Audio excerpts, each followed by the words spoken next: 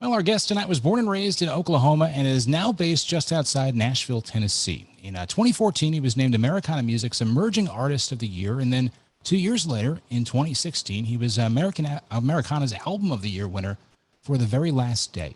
Elton John once tweeted that tonight's guest restored his faith in music, which I have to imagine is a lot of pressure. Amazing, but a lot of pressure. He just released his fifth album entitled Be Here Instead, written before the pandemic. Some of the songs, including The Real Thing, have really taken on new meaning a year later as we're slowly getting back to normal. This record also marks a little bit of a change in sound for our guest tonight. Please welcome to our virtual stage, Parker Millsap. Parker, how are you? I'm doing well. How are you? Thank you so much for doing this tonight. Yeah, glad to be here doing it. Let's start with a song and let's get everyone in. I got one more. All right. Yeah, this one's the real thing.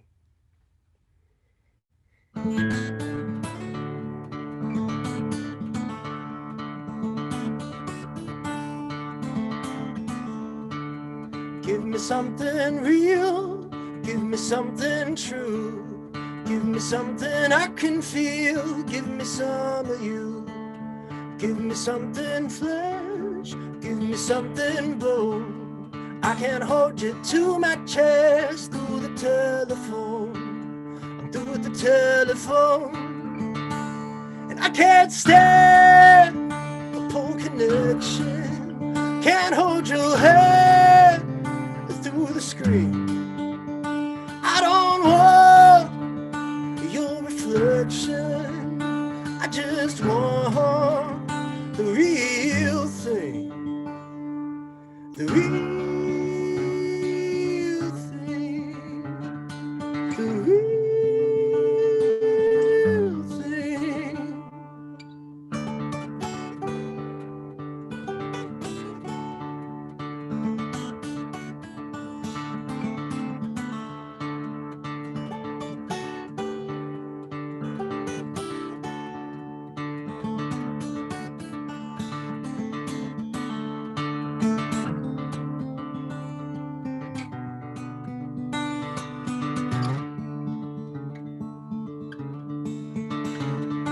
You got something easy, you got something pure.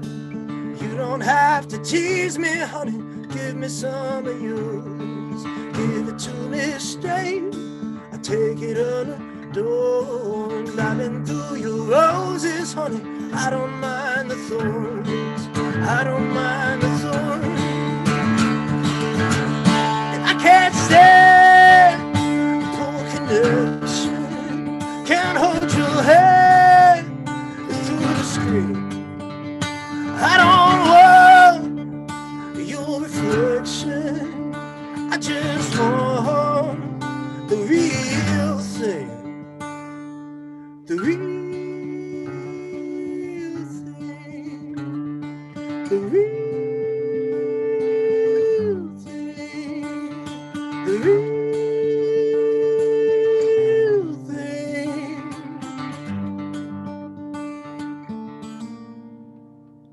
The real thing.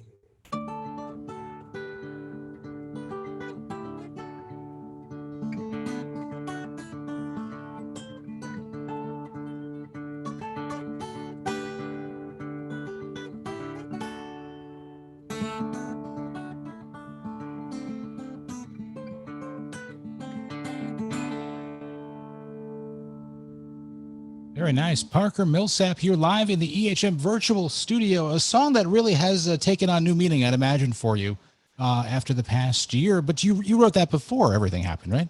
Yeah, I wrote it while I was on tour and missing my wife and tired of FaceTime. I had no idea that, yeah, this kind of thing would be just the norm a short time later. Well, congratulations on Be Here Instead, your fifth album. And I know that the approach to this album was a little bit different. And this is all pre-pandemic because it's interesting where, everyone's kind of doing things from home. This was kind of done, if I'm not mistaken, you wrote all of this before everything shut down. But how was the approach to this record different in the songwriting and putting it all together? This one, from the songwriting perspective, this one was different because a lot of these songs came uh, slowly and with like a musical idea first. Like I would usually have a musical idea that would just kind of be brewing. I would always play it when I pick up a guitar or when I would sit down at a piano. Um, and then eventually I started making demos of these things, not having any lyrics, but just making demos. And then I found that making a demo and then playing it back without any vocals on it and then just singing back to the track, I stumbled on lyrics, and then like whatever came into my head first, I would just kind of try to grab that and follow it and just really trust my instincts. Whereas before, I have written songs from a more like premeditated place where I have like an idea for a story I want to tell, or a particular yeah, phrase that I want to turn into a story song. And also like I've written a lot of third person stuff, or first person but from somebody else's perspective. And these songs are very much from me. So these are really, it's really a personal record in a way. You put this together a little bit different. I read that someone described it as disco Americana. You're dealing with some synths and other sounds. How did that come about? Have you always kind of wanted to explore and move in a little bit of a different direction? uh it's something that's just kind of happened gradually. Growing up, I listened to a lot of gospel and then a lot of like roots music, you know, blues and folk and country and things like that. And then as I've gotten older, though, you know, all my friends have always listened to pop. I've been like kind of aware of pop music my whole life, but the past few years, my musical palette has been, you know, broadening, and I've just got excited by other sounds and wanted to try other sounds. Not necessarily like I want it to sound 80s or anything like that, but just uh, well, like Always, for example, which is on the record and is one of the more disco type songs. Started out as like a halftime jazz swing ballad thing, kind of like Frank Sinatra. And I tried it that way, but it didn't really feel right. So we came up with a new beat, and after we came up with a new beat, then the synth felt really appropriate, you know. When did John Agnello get involved in the process for this record as he helped produce it? So he got involved right as we started doing rehearsals. I had made demos and I had close to 30 songs that I'd kind of put together in various states of completion. And I sent those to him, and he kind of helped me pick the best ones at first. And so I started rehearsing those with the band, and then we'd record like a voice memo, you know, of us rehearsing it and send it to him. And he'd be like, try this, try that. And then we'd try it and send it back. So we did a lot of it, a lot of the pre production. You know, over the phone kind of. But by the time we got to the studio, we were ready to go. How did he challenge you with this project where you kind of were in a certain comfort zone? How did he help get you out of that a little bit? He just made fun suggestions that weren't if if a song was bad, he would never say it was bad. He'd be like, maybe save this one for the next record, you know, or something that he'd like put a positive spin on it to not get so I wouldn't get in my head.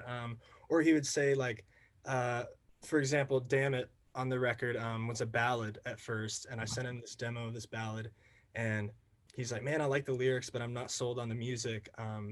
Try to make it like a U2 song." And so I tried that, and like I couldn't do it, and I sent him back a text like, "I'm gonna do it like a Lou Reed song instead." And when I did that, it made the song a lot shorter because I sped it up and simplified the chords. So the whole second half of the song wasn't written until after he suggested that change. So it's fun.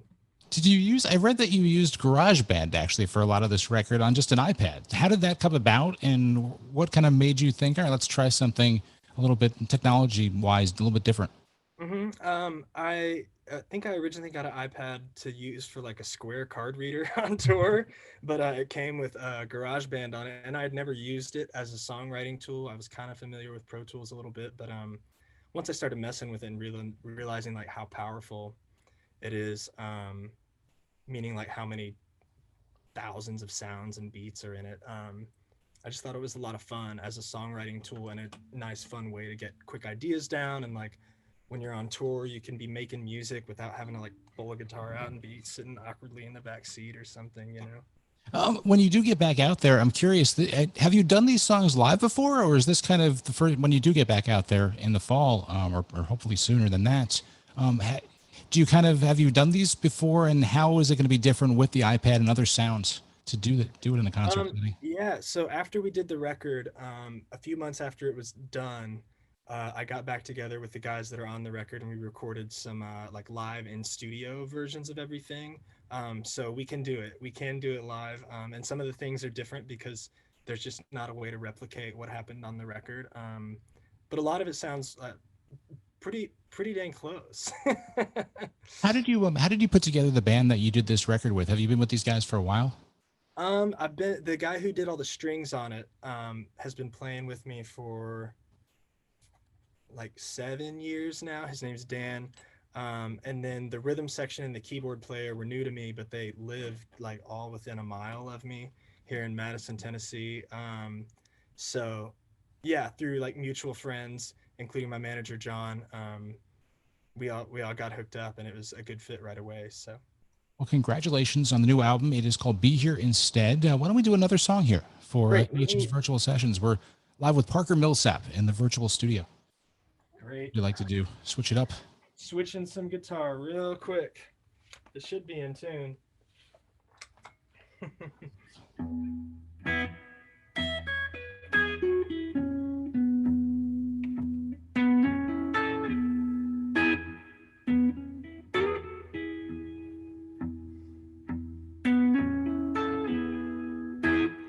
Who held me when I was aching? Who dried the tears I bled?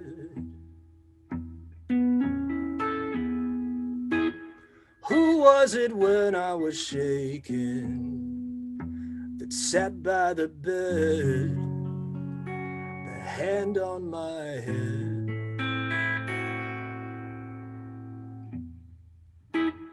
Who was it when I was breaking that came and made the mend?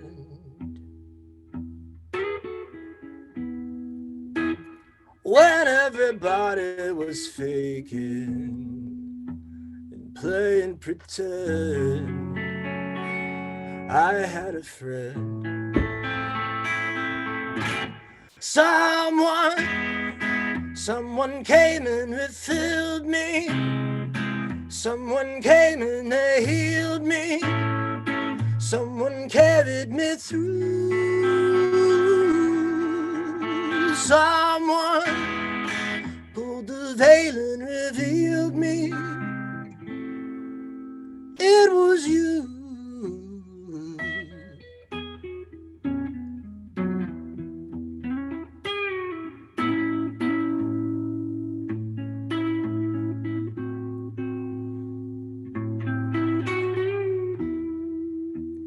When all the waters were rising, who found that higher ground? And who stared out toward the horizon? Who followed the sound back homeward bound? And who blew the wind sailed me back in? Someone came and refilled me. Someone came and they healed me. Someone carried me through. Someone pulled the veil and revealed me. It was you.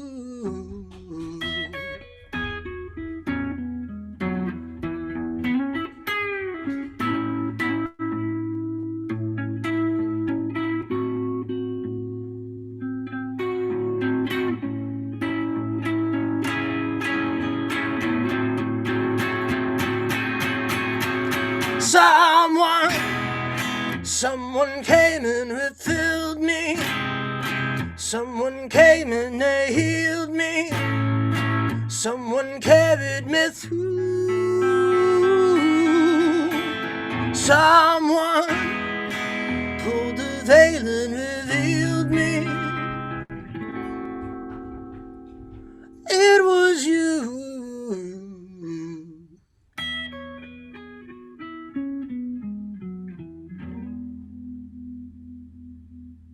Very nice. Parker Millsap live here in the EHM virtual studio, EHM's virtual sessions, as I believe you're down in Tennessee right now, right? At home?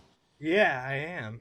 Now, I'm curious. I kind of want to go back a little bit. So, where did you grow up in Oklahoma?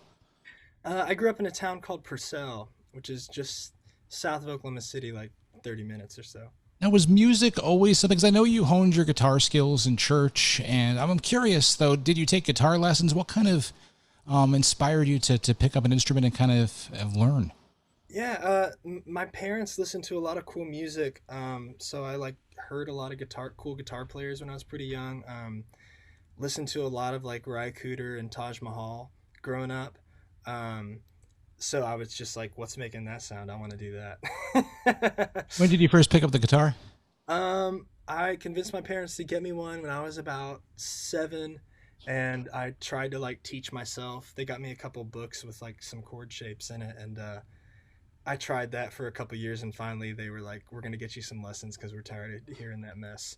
Um, so yeah, I took lessons for probably like 7 years, from like 9 to 15 or 16. Yeah. You were really young when you first like started out on the road, and I think right after high school, you pretty much got out there. I guess what was it like being that young, and how long did it take to kind of figure out the music business side of it? To kind of say, all right, I can do this as a career. Um, it's not easy for someone that age. Yeah, I just tried to book as many gigs as possible and would drive 1,000 miles for 100 bucks for many years. Um, and yeah, at first I lived in Oklahoma, and I, had a really cheap place to live, so I could go and do like, even if I only had 4 or 5 gigs in a month, I could still like pay the bills. And I lived with my parents for a short while, yeah, after high school, but was able to move out fairly quickly. I'm just grateful. I love playing music. I love getting to do it, and yeah, I just pursued it. And music is like a life path. It's not just a job or a career or whatever. It's a conscious decision to like seek, I guess. And that's how I feel about Were you always comfortable just getting up and performing in front of people? it. Kind of. I'm not really an extrovert, but I've always been comfortable getting on stage. It's like there's a purpose to have attention. I'm even like, okay, I'm fine with that. Yeah, there are recordings of me when I'm about 5 years old singing what they would call specials on Sunday. They would do like the regular music service, and then somebody would do a special, which is usually like singing along to a karaoke cassette of like a gospel song. But yeah, there's some tapes of me doing that from like, yeah, 5. What artists did your parents said that you listened, like I believe, if I'm not mistaken, Robert L. Keane and other, and the Taj Mahal. Well, how was that influence? Did you listen to other things as well, or was that pretty much exclusive? Because it sounds like you come from a little bit of a strict background. My parents weren't strict. They, but I grew up in like a culture that was maybe a little more conservative than other people grow up in. It's interesting because it's rare that people grow up listening to Taj Mahal at that age, and yet, Right. yeah, it kind of focused you on in this path. Yeah, and because I listened to so much of that so young, by the time I had friends who were listening to the radio and stuff, it didn't, like, a lot of it just didn't click for me. Like, I didn't know how to relate to it. Um, and now I'm much more quick to just be like, oh, this is great, whatever it is. Like, I appreciate pretty much all music now. But that wasn't always the case, and so it took me a while to come around on some things. Do you want to try different? It sounds like you do with this record, and kind of experimenting with different sounds. It sounds like you don't want to be the acoustic guitar guy, essentially, or you want to be a different sound and kind of do your own thing. Um, I mean, I still write with acoustic guitar a lot, and I play mostly acoustic guitar around the house, and that'll always be a place I return to. But I'm also just interested in songs and different ways to make songs, and like what makes a good song. It can be a million different things. I'm interested in sounds. I'm interested in all the aspects of it. So I feel a little bit obligated to at least try to explore That's all the great. things that I'm interested in. You said you wrote this record a little bit different, and it sounds more personal and more from instead of creating stories and characters. Was that tough to do and tough to bring that to other people and your band? Um, Not really. It because these songs, like, a lot of them just kind of happened. Like, I worked on them, but a lot of them, certain pieces just kind of fell into place, and I just decided to trust myself and write whatever came to mind, and ended up, like, learning a lot about myself and, like, kind of, you know, it's interesting having music already done and then putting lyrics to it. For me, is like a good way to get my subconscious to sneak up on me a little bit. um like, okay, I have this thing, and then a melody's starting to come to my head, and then the first lyrics that come out are usually like whatever it is I need to say. you know so just trust that and follow it. It does sound like you're kind of working on a new chapter of your sound. You know, the first couple records dealing with your youth, growing up, your influences, and now you're kind of making it, not to say your own, but you've turned the page a little bit and you're working on different themes and different topics. You work with John for producing this record. Is there any producers that out there that you'd like to work with, or you're planning on getting together with the next record? I don't have any plans for the next record yet, but there's like a list this long of people that I would, love to work with. I would love to work with Daniel Lanois, but I don't think he really does it very much anymore. So he's Canadian, right? Do you have any interest in producing yourself? Yeah. I've been spoiled by going to real recording studios, so I have like a certain uh, threshold for sound quality that I want to hit, and I don't quite have enough money to buy the gear to do From your that. basement. That's fun. Let's do another song. Parker Millsap here live in the EHM virtual studio. The new album is out. To Be Here Instead. And thanks to everyone for coming out tonight. Thank you, Parker, for chatting with us. We really appreciate it. Yeah, thank you so much. This song's called Vulnerable.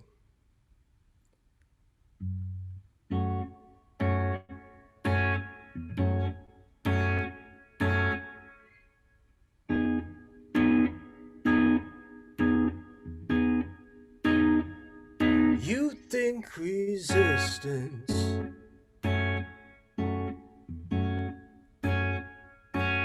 makes you seem so strong.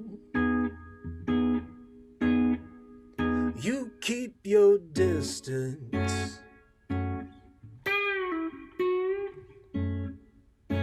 then wonder why we don't get along. I gotta tell you, I gotta tell you, there's a better way. I gotta tell you, yes, I just gotta say, sometimes your meekness isn't a weakness. Sometimes a whisper says it all. It's hard to get close when you want your emotion. It takes a whole lot of trust to fall. So you've got to be vulnerable. You try so hard to stay against the wall. I think part of your heart's due for an overhaul.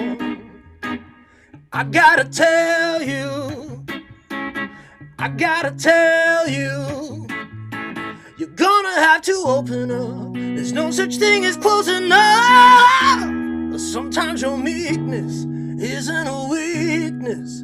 Sometimes a whisper says it all. It's hard to get close when you want your emotion. It takes a whole lot of trust to fall. So you've got to be vulnerable.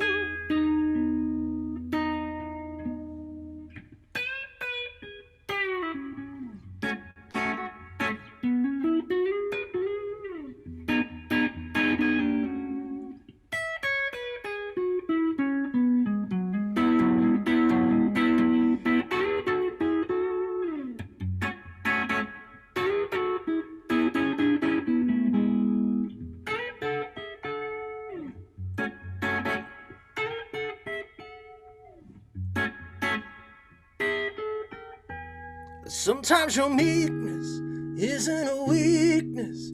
Sometimes a whisper says it all. It's hard to get close when you want your emotion. It takes a whole lot of trust to fall.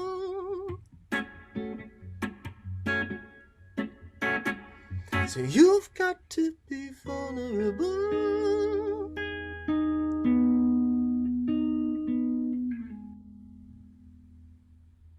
Beautiful song. Parker Millsap live in the EHM virtual studio here for EHM virtual sessions. We really appreciate you doing this. The virtual applause as well. I think I see that actually, the virtual claps. Thanks for sending that in.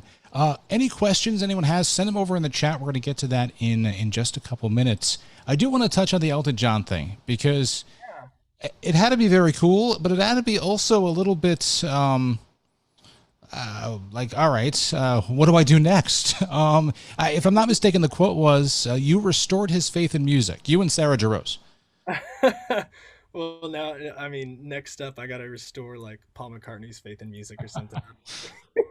That's a lot. I mean, and if I'm not mistaken, you got to actually meet Elton and chat with him, and I don't know if you guys worked together, but what was that like when you saw that tweet or that message? What went through your mind?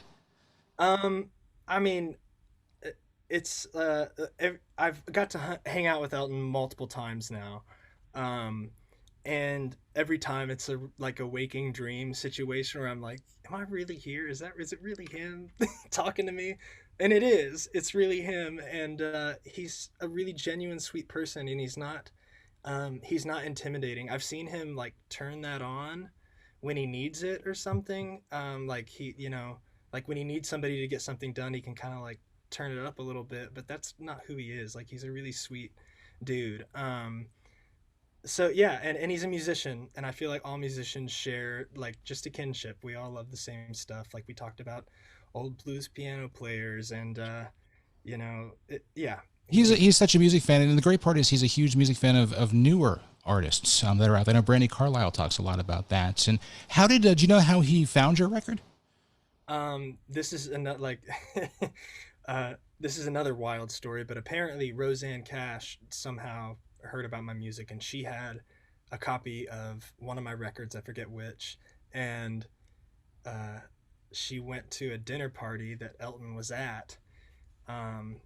What's that dinner party? How do I get invited next time? I don't know. But she was there and played my record at the party, and he was like, "Who's this?" And that's how he got turned on to me. That's great. And you've worked with him a little bit, and kind of you've spent some time with him. I'm curious, what have you learned from him? What's one thing that really stuck in your head when you walked away from actually getting to know him a bit that you were, I guess maybe that you were surprised about? I was so the show that he saw with me and Sarah in Atlanta, he was backstage with us. Like, he brought some of his band, and he was backstage before the show, so I was just trying not to freak out, but I was trying to kind of do my little routine and do some vocal exercises, and and he comes in, and I was like, "Do you ever warm up?" And he's like, "Nope." I just go, "Woo!" And then I go out there. That's a great story.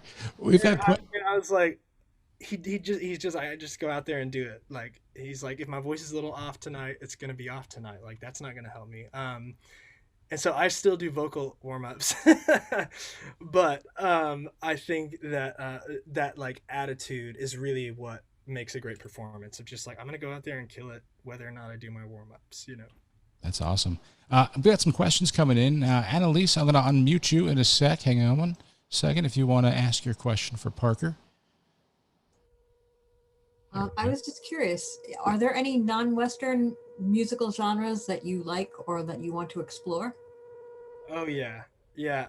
A lot of my listening the past few years has been a lot of African music. First, like high life music, and then weirdly, like from high life music, I really got into reggae and ska. And then, I mean, I guess that's kind of Western. But then I'm really into like Orchestra Baobab and Tanarowin, like all that stuff really excites me. And also a lot of the more like traditional instruments. There's a kora player, this guy named Balake Siso, I think is how you say his name. yeah, I'm into all that.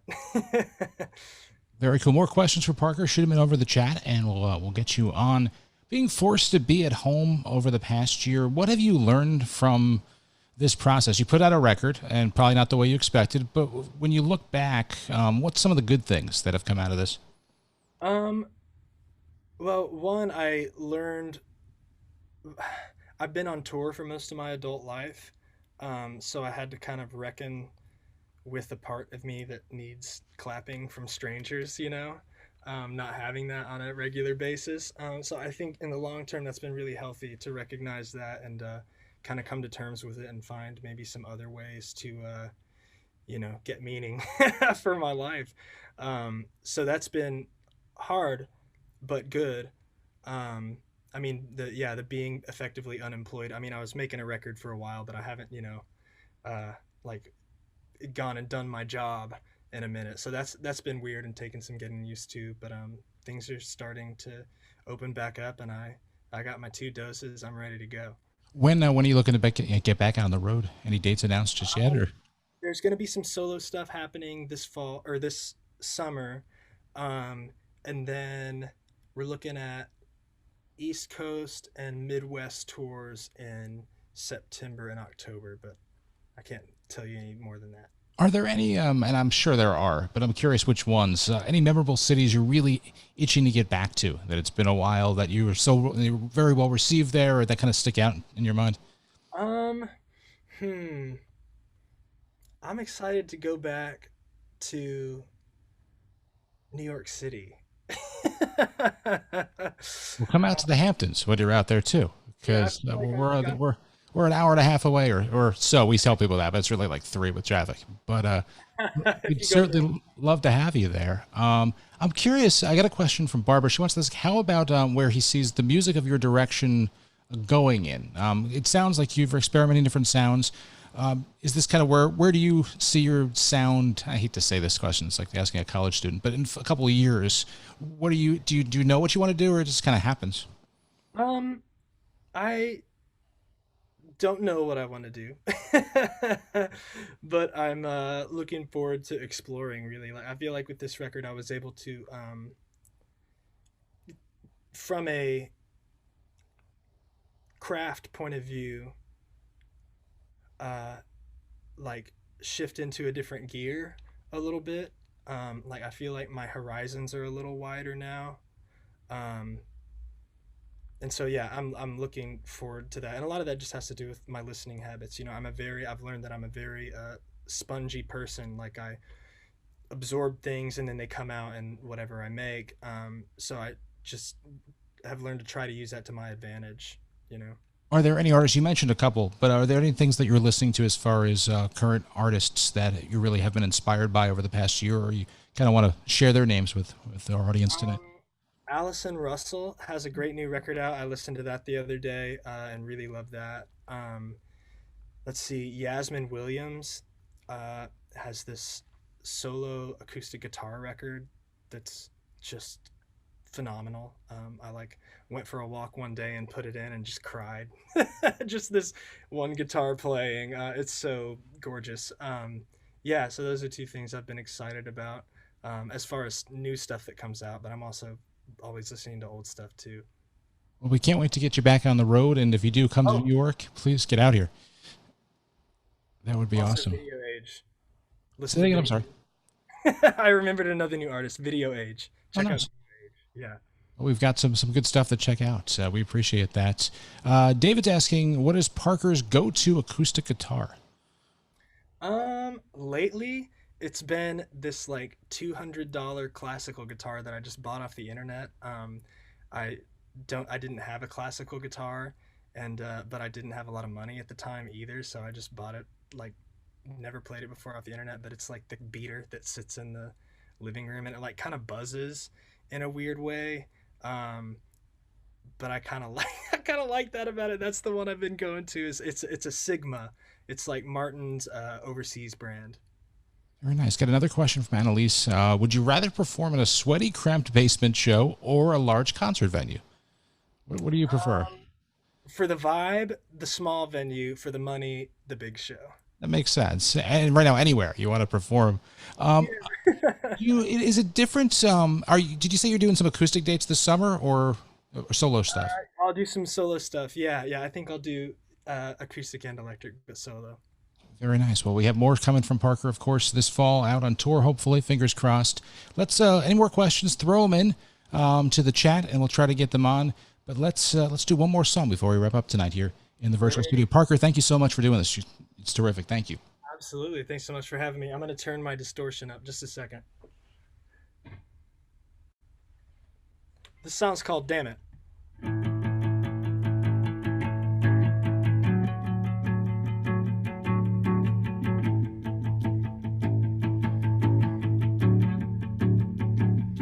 You can't see the forest from the branches. You can't see the ocean from the bottom of the wave. You can't see the glory from the trenches. You can't see tomorrow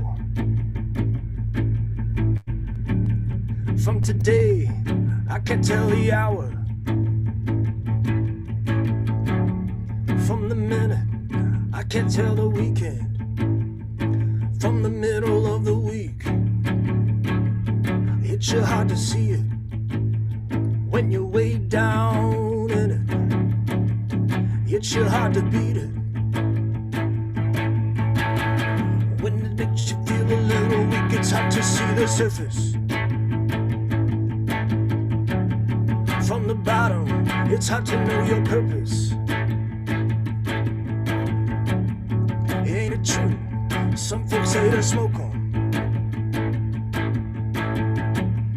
if you got 'em, damn it if you don't. Damn if you do. I always try to see the thistle